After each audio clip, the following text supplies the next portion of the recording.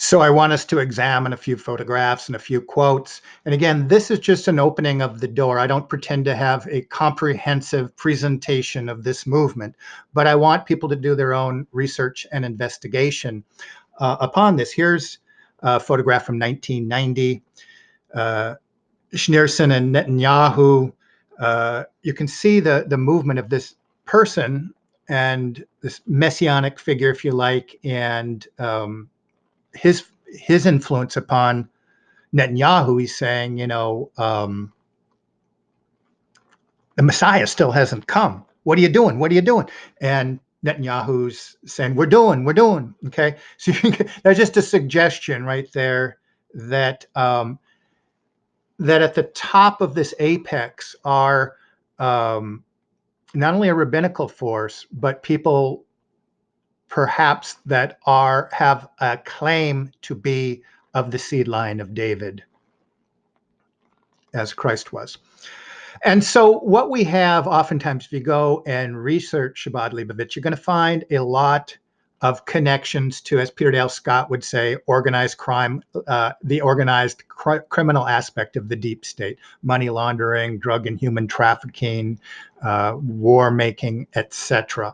So that's a big chunk of it. Some people even attach it to the Khazarian mafia, and it's sort of that leg of it. So the question is, maybe that's just their leg of it. Maybe they're not actually able to foment World War III. So I do want to, again, put this in some type of perspective or context.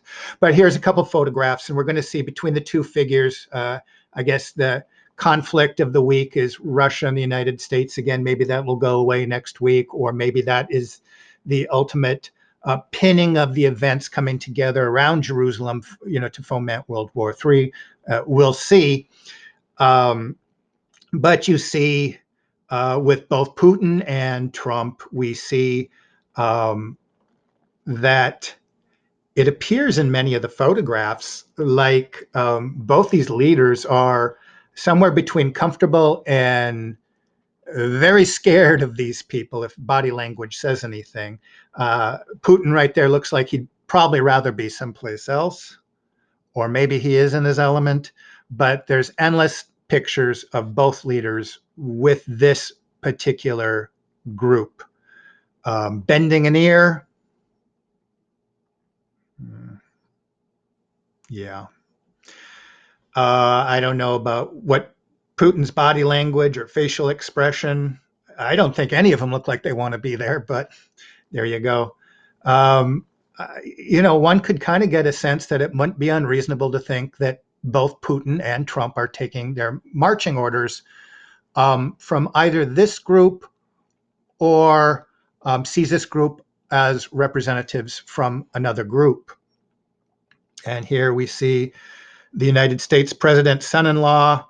Again, there's all kinds of connections to make between him and this group. The idea that he, in fact, might be a handler of the president, not a far stretch. Jerusalem, earthly Jerusalem. And so, yes, endless photographs. Here we see the son-in-law who comes out of nowhere, international figure overnight, shaking hands with the head of the Roman Catholic Church. And in the United States and around the world, you can find photographs from this, from each preceding administration well before mid-20th century. Oftentimes, you're going to see a president signing an executive agreement. The body language of the figures behind him suggest that there's sort of a just sign it, bitch vibe going on there. Just sign it, just sign it. And so, however you slice it, this group has influence. They have access at very least. And this should be something studied at the university. But you just give that a go. Try introducing that into any classroom in the Western world. Good luck with that. And how are you supposed to make sense of it in a university when you look at things at the domestic level, through accidental history, through the democratic process, through naturalism? You can't even begin to discuss esoteric text or any kind of prophecy. And so if it is occurring that way, you're just going to miss it. Look here. And now with internet census, you're actually going to be criminalized, we see that increasingly, for looking elsewhere. So look at that photograph. Former, recovered alcoholic, born again Christian, walking around with the Babylonian Talmud. Again, if all you know is media in the university, that just doesn't mean anything to you. But when you start unwinding this history, you're going to see that this, in fact, is a huge strain of the force behind the public image of power that we have been served up in the modern world. I left a few different quotes from the Talmud that I think are somewhat relevant to what we're talking about. There's Barry again. Look at the body language. And again, you can go and look yourself. You're going to see these figures in the East, in the West.